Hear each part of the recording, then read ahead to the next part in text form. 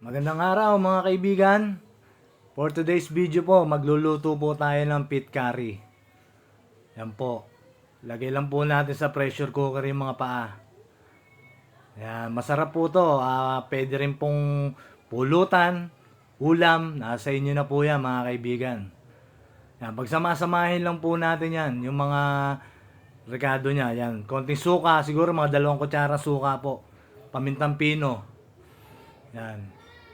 Tayo lang po natin maluto yung suka.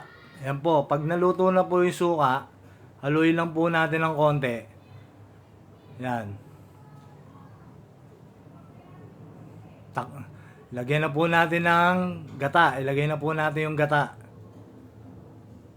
Yan, bago po natin takpan. Ilagay na rin po natin yung bell pepper, tsaka siling green, magic sarap, tsaka isang pork cubes. Yan, halu-haluin lang po natin yan mga kaibigan. Napakasarap po niya, napakadali pong lutuin.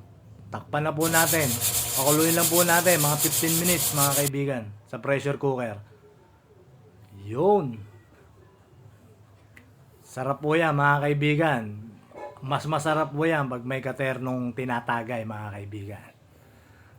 Yan. Lagay na po natin ng curry powder. Mga isa't kalahating kutsara. Tsaka po kalahating kutsarang turmeric powder mga kaibigan. Tayo na lang po natin kumulo yan. Maluluto na po mga kaibigan. Yan, okay na po yan mga kaibigan. Ayan na po ang ating pit curry. Try nyo po yan mga kaibigan. Napakasarap.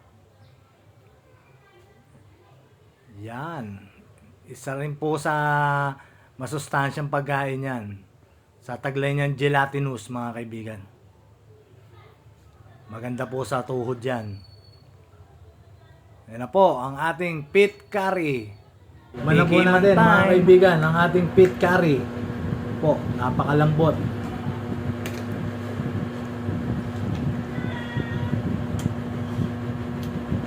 Mga kaibigan,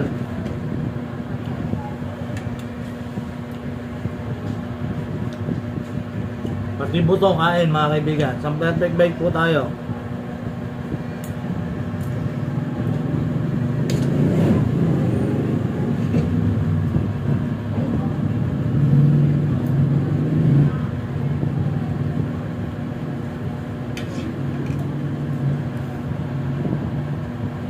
Mga kaibigan, kain po tayo. Thank you po. Thanks for watching. Let's go!